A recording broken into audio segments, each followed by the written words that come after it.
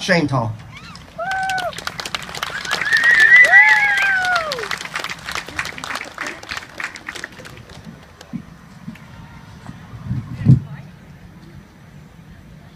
All right, good evening. Okay, I was up here a year ago and I told my story, and it is a completely different story than what I'm going to tell you this evening, okay? I'm going to start back at the beginning, give you a little synopsis of what I told last year, okay? First of all, I'm not sure whether to call myself a 3-time cancer survivor or a 3.5-time cancer survivor yet. We're kind of in the middle of some things, but as of right now, I've officially beat cancer twice and sort of beat cancer 3 times and on the way to beat it 3.5 times. And I'll explain it later, okay?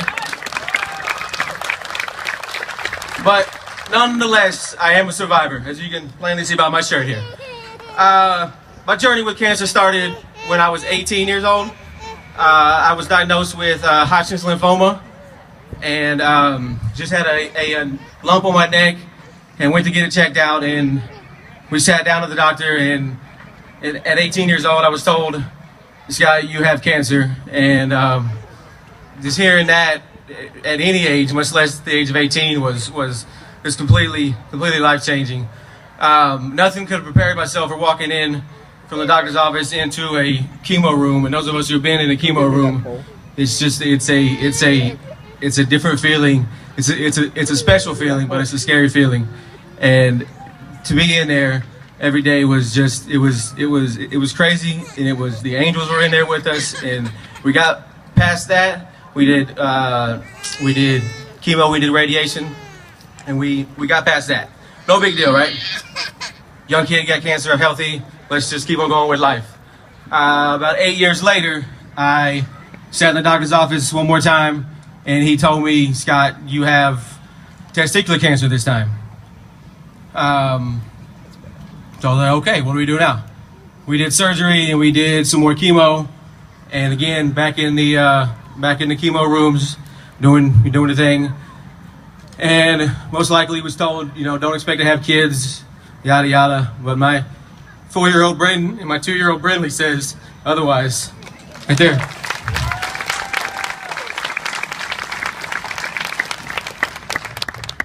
All right, so that's out of 24 years old. That's enough, right? No more. We're not gonna deal with this anymore. We're done. Live a normal life from now on, right? That's what I told last year. I brought the kids up on stage, and that was where I ended last year. October 2013, I had just started a new job, loving it, thought I was stressed out, this and that, not feeling right. Again, contributed to stress. Didn't really think much of it, just kept going, didn't feel good. You just get that feeling where you just don't feel right. Something's just not right. So went to the doctor, I coughed up some blood, then I went to the doctor.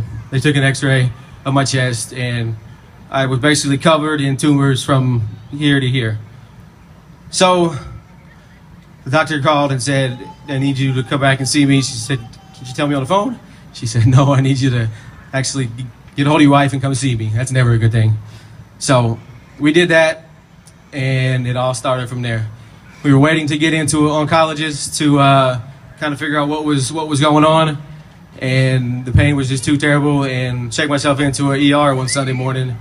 And 16 days later, and after one round of chemo in the hospital, they finally let me go home after that first round. But they had labeled this one as a metastatic germ cell, which was the same type as a testicular. It had just been dormant for 8 years and decided to pop its ugly head up again, and had taken over from my liver, my kidneys, my aorta, everything from here to here.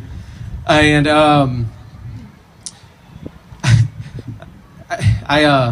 they told me that we were going to go through 4 more rounds of chemo, and they were about 12 hours long each day. So instead of doing them at the chemo room, we actually did them in the hospital every day for 4 different weeks. We sat in the hospital and did the chemo treatments. But and if I forget, it's because the brain tumors are going on right now too. I'll tell you that in a minute.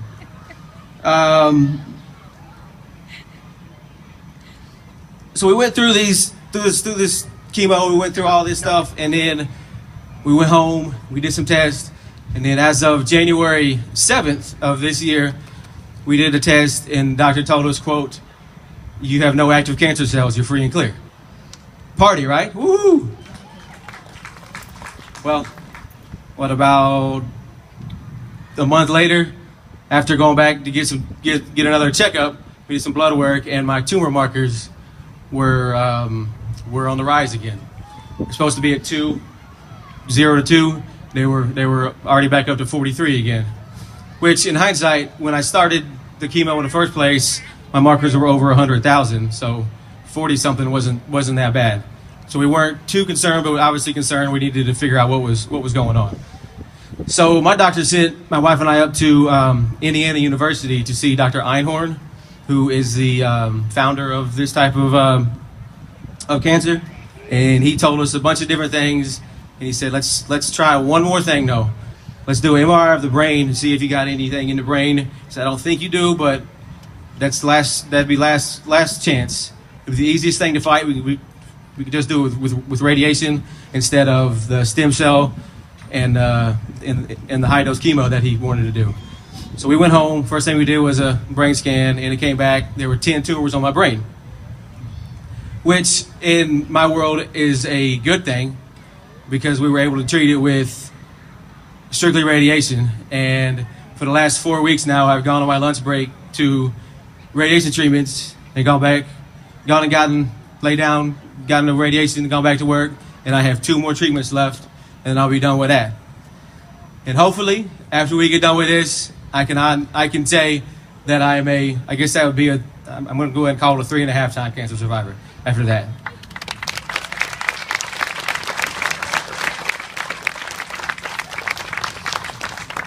But what I really want to talk about was not being overwhelmed by the sickness, but being overwhelmed by the support of people like this, family, friends, strangers, past companies that I work for doing crazy fundraisers and things like this.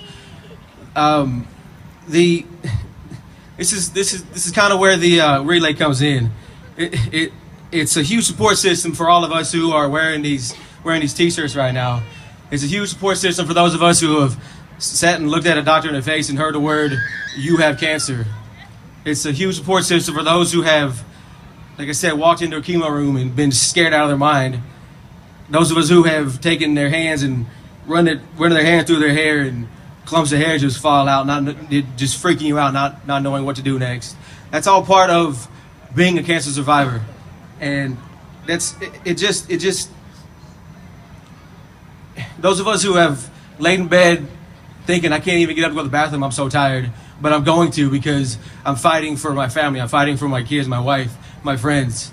Those of us who have had a 4-year-old who said he's going to kick cancer's butt and he's doing this all over the place. That is why we stand up here and we fight every day. That's why we do stuff like this every day. There's one of these in every county in the country. There's thousands of them. Just think $145,000 here times however many counties there are in this country. It's absolutely amazing. 5,000 relays a year. That's just insane. But so a survivor shirt means a whole lot more than just a T-shirt, and I hope everybody who has one on is as proud to wear it as I am. And I have 4 or 5 of them from each couple of years that we're here, and they mean a whole lot more to me than just a cotton T-shirt. I promise you that. Relay to me is a celebration of all of us. It's a celebration to be proud and to be strong. It's a celebration to be thankful. And walking around this survivor lab, for those of you who have actually walked the survivor lab in the silence and just reflecting on how the past months, years have been for you, it is absolutely amazing.